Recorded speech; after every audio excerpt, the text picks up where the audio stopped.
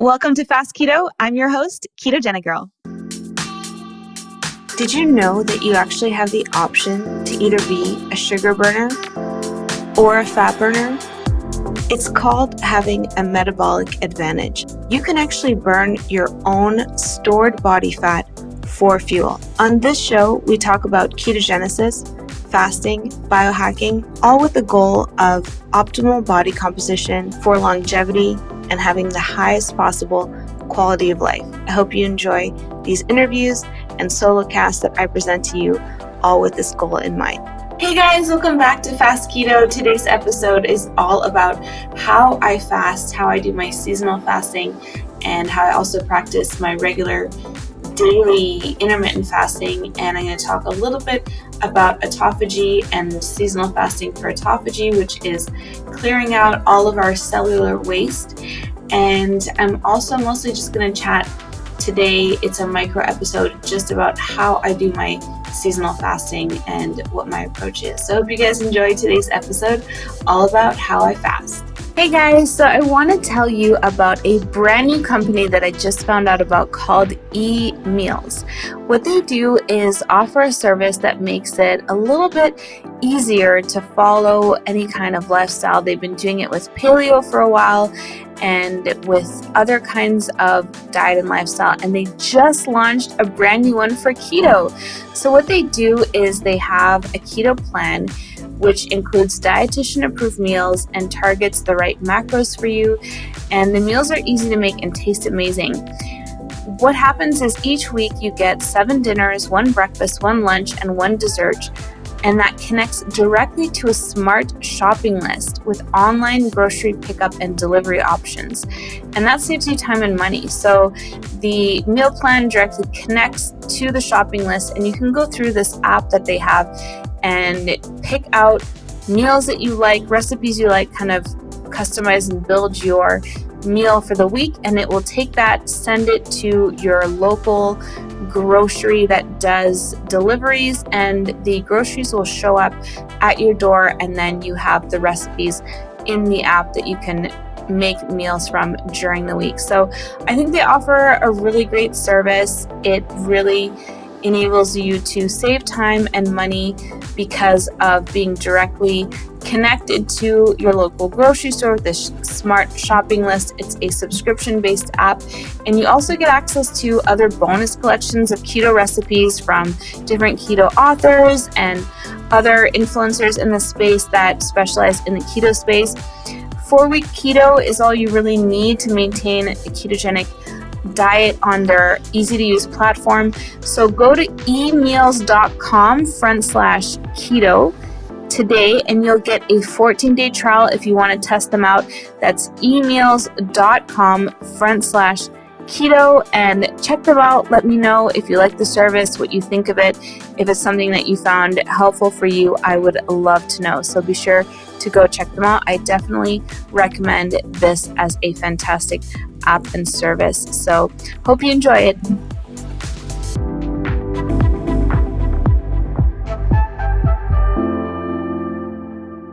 All right, guys, so today's episode is all about extended fasting, and I've been posting this week about how I'm doing my seasonal fast, my spring cleaning fast. I do a lot of spring cleaning in the house, and I also like to clean up my inner house, my beautiful body that I get to have my soul housed in. And I love to do that cleansing and support the processes of autophagy, which the cell undergoes. And there's a few different types of autophagy that happen in the body, and I'm going to talk about that a little bit on this episode. But this particular episode is just about how I do my seasonal fasting. So about 4 times a year, typically, I like to align it with the seasons changing. You know, we always associate spring with renewal, with clearing out clutter, with getting everything sort of ready for summer after a long winter. And I think the spring fast for me is the most meaningful in that way. It's really, every time I do a seasonal fast or extended fast, it's always a very spiritual time for me as well. But the spring one is so aligned with all this beautiful renewal that's happening in nature at the same time. And I love to align my body with that renewal as well. And there is so much renewal that can happen in the body through autophagy, through eating a keto diet, through various biohacks, interventions, saunas, cold immersion, exercise. There's all these incredible ways that we support cellular renewal, but autophagy is by far the most powerful. And it is really amazing when you look at what happens at the cellular level. We have these little recycling centers in our cells, and there are these autophagosomes which are created, and they take proteins that are incorrectly folded, they take fat droplets, they take misformed or damaged organelles, they take all these components in our cells that are not functioning well, that were poorly copied or folded, and they put them in these little vesicles and take them to this part of the cell, which is the recycling plant, and via lysosomes, they degrade these back into their smaller parts. So for example, with the misfolded proteins, they degrade them into amino acids and reuse them. The body's really efficient, especially at the cellular level. So it really is recycling, and they don't just degrade them. Sometimes they degrade them and get rid of them completely with programmed cell death. We have apoptosis that happens as well, but they really break them down into their usable components and recycle them, which is so, so cool. But it mostly really is this cellular waste clearance that happens in autophagy. And you can read more about autophagy. The Nobel Prize it was 3 years ago, I think, at 2016 was given to Yoshinori Osumi, and he came up with this research that he did deeper into autophagy. And it is one of the most critical processes that our body undergoes in order to maintain homeostasis in the body, which is our prime directive for the body. So it's really cool to learn more about how the cell does this and how we can support it. And one of the ways we can support autophagy is with doing intermittent fasting and doing occasional longer fasts. So it's also important to remember not to overdo autophagy and not to fast too much, because our cells in our bodies, most of them really benefit from autophagy. There are some cells that, like for example, tumor cells that have their own autophagy, that in this process, you can also make those cells stronger. So it's important not to overdo it and not to do these kinds of fasts like once a month. I like to do them at the most 4 times a year, and that's quite a lot. So I do that as a biohacking practice, and here are some of the ways that I do my fast. So number one, most important thing is to make sure that I'm never fasting in a forceful way. It's always a very natural, organic, comfortable, effortless experience. And I've been fat adapted for several years, for about 5 years. It wasn't until I was way into being fat adapted and in ketosis for at least a couple of years that I started doing longer fasts, and that's 24 hours and above, sometimes 36 hours, 72, and then I do these seasonal fasts, which are anywhere from 5 to 7 days. Sometimes they're shorter and sometimes they're longer. And what I typically do is really make sure my body is extremely well nourished before undergoing the fast. So I really prioritize lots of quality proteins to make sure that my body's got all of its essential amino acid needs met on a regular basis, and essential fats, and really eating the most nutrient dense foods. And by eating really, really well all the time on a continuous basis, and especially before a fast, it's going to be so much easier to undergo that fast because your body is really, really well nourished. So the number one thing is to make sure to feast on nutrient dense foods and make sure that I have eaten in a really nutrient dense way so that I can do the fast. It's really effortless for me. During the fast, I stick to just water. Occasionally, I'll have some herbal teas. I love like natural chamomile teas, just really simple teas, or even like a ginger tea. I'll make it home, just boiling some ginger, some raw ginger, or some galangal. I really like making just like it's almost like a broth in a way, because galangal, when you boil it up, it's the the basis for making all these amazing Thai soups. But I love just boiling those roots and chopping them up and boiling them in water. And it makes a really nice ginger or galangal teal, or even lemongrass is really, really nice as a tea. So recently in Asia, we got some pandan leaf tea, which is my new favorite too. So if you ever see pandan leaf tea, I'd encourage you to try it out because it is awesome. So I mostly stick to water and try to use it as a detox for everything. I get the question all the time, what breaks a fast? Calories break a fast. So if you really are doing the fast for the purposes of autophagy, then all calories in that time period would break the fast. I really just focus on having, really calorie devoid things, just fresh water, filtered water if possible, mineral water, and some herbal teas. And I also add in electrolytes. Electrolytes are a really big component for myself. So I add in a lot of sodium in the morning. I take a mineral complex which has calcium in it, potassium, magnesium, and I make sort of a keto Gatorade, but just without any sweeteners or lemon or anything like that. So just a plain kind of electrolyte water.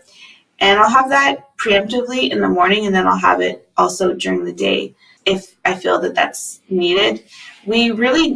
I learned so much more about electrolytes when I was studying biochemistry this year that we actually need these ions in order for our muscle action potentials to fire and for all of this transport to happen in and out of our cells. So having those ions is really, really important in order to feel good. And keto really is a low sodium diet. So that's why so many people find it beneficial, including myself, to supplement with sodium, to supplement with a lot of sodium doing keto, because our regular diets are filled with sodium. And I know as a Canadian, I remember seeing reports that Canadians eat more sodium than any other country. And it's all in our packaged foods. There's so much sodium added. So when you start eating real food, you then have to add sodium back in. And it is really, really helpful to maintain a higher level of sodium intake. And on a fast, I usually get a lot of my electrolytes from the food that I eat, especially, eating healthy, high quality proteins. And because there's no food coming in either, it makes supplementing with electrolytes even more important for me to feel good. So on this fast, I still had a cup of coffee on a few of the days. Today I'm not doing that and not doing it on the last 2 days. And honestly, I kind of forgot this time that I probably shouldn't be drinking coffee in order to really get the full benefits out of it. Autophagy is definitely still being supported, and all of that, all these great benefits to the fast are still there with coffee. So, I know it's an option, but I realized last night, if I really want to make the most of this time, that I'm not taking in anything, I may as well just stick to water and the tea. So that probably is the best practice. And yeah, that's pretty much how I undertake the fast. Step 1 is eating extremely nutrient dense foods all the time as a regular practice, but especially right before the fast. Fasting, and then again, eating really nutrient dense foods to break my fast. So I like to break my fast with some bone broth, sort of gently wake up my digestive system, you could say. There's different theories on how to break a fast, and it's important for myself to be careful in how I break the fast. So I do it very gently, but I'm also not just, sipping on soup for 3 days and lettuce leaves. The nutrient dense food is there for me to have to rebuild my cells, but I like to have small portions of nutrient dense foods. My hunger usually goes down quite a lot after doing a fast, because your hunger really becomes suppressed when anyone is doing any kind of fasting. And so it's a great time to just have small portions for myself of nutrient dense foods. And some of my favorites are organic grass-fed beef, wild-caught salmon, sardines, and salmon roe, and eggs that are free-range and organic, but preferably free-range. This is really when you see those really rich orange yolks. And I like to make my liver pate, which is a recipe from my 20-day challenge. It's also in my cookbook, Keto Essentials, and I love making liver pate, but if you don't like making it yourself, it's easy to find great pate options at the store that preferably don't have any sugar added to them and are just made of pure liver. Or some people like to actually just eat liver. I really like also to grind it up and have it with, ground beef. And after a fast for me, I like to eat my red meat sort of more on the raw side. So on the bluer side, more rare beef. And I find it so satiating. I just make sure that I always sear the outside of the steak just for, it's really hard for bacteria to penetrate the outside of the steak when it's cooked really nicely on the outside, and then I make the inside a little bit more rare, and I find it really filling and nutritious. Beef has so many incredible nutrients and bioavailable ones, and a lot of iron and carnitine, and that comes from the red meat. So those are some of the foods that I like to break my fast with. I do it really gently and with small portions. I hope that you found this insightful. If you have any questions about fasting, be sure to leave them on my Instagram posts. I'm doing a lot of content around that right now. So would love to hear from you guys.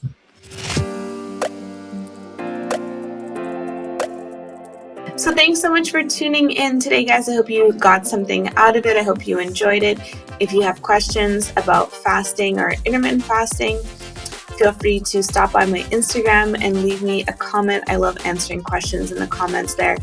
And I did quite a few posts this week about fasting, so you might also go there to see some more details and information about autophagy if you're interested. And I'll be doing some more podcasts about autophagy and fasting. So hope you guys enjoyed today's episode. I hope you have a fat-filled rest of your day until the next episode. Bye for now.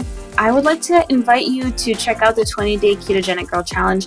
A lot of the things that we talked about on today's episode, I find are really solved by doing a ketogenic meal plan like the one that I designed, the 20-day Ketogenic Girl Challenge.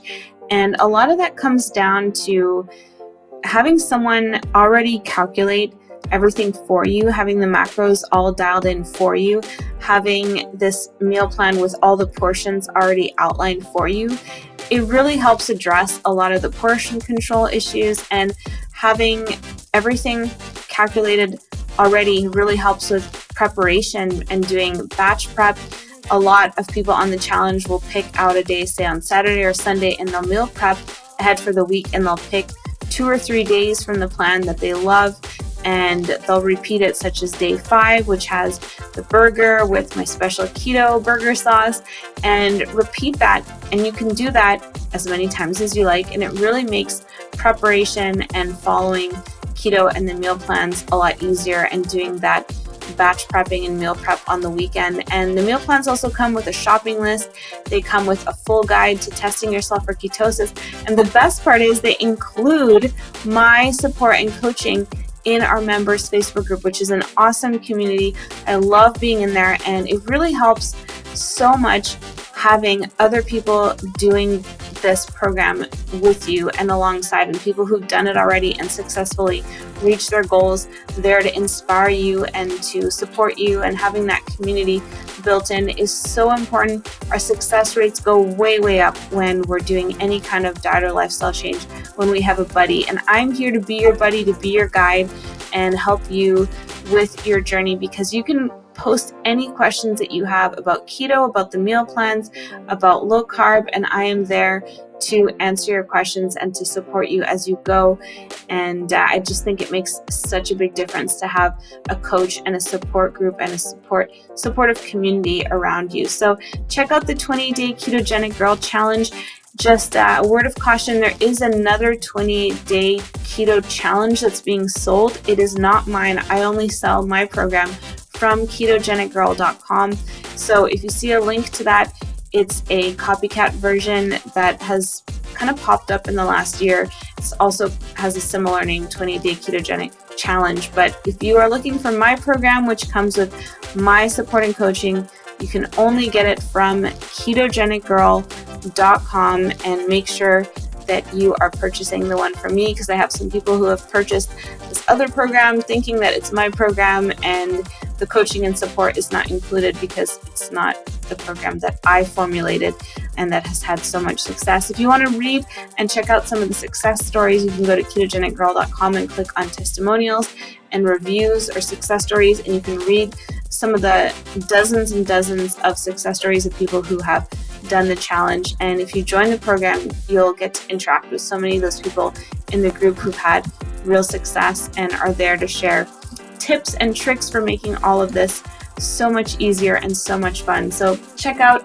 the 20-day Ketogenic Girl Challenge at ketogenicgirl.com. And until the next episode, I hope you have a fat-filled rest of your day. A few disclaimers. By listening to this podcast, you agree not to use this podcast as medical advice, as I am not a qualified healthcare provider. The information presented on this podcast is for educational purposes only. Ketogenic Girl is not qualified to provide medical advice. Consult your own physician for any medical issues that you may be having. This entire disclaimer also applies to any guests or contributors to this podcast. Prior to beginning a ketogenic diet, you should undergo a full health screening with your physician to confirm that a keto diet is suitable for you and to rule out any conditions or contraindications that may pose risk or that are incompatible with the ketogenic diet. The keto diet may or may not be appropriate for you if you have any kind of health condition, whether known to you or unknown, so you must consult your physician to find this out. Anyone under the age of 18 should consult with their physician and their parents or legal guardian.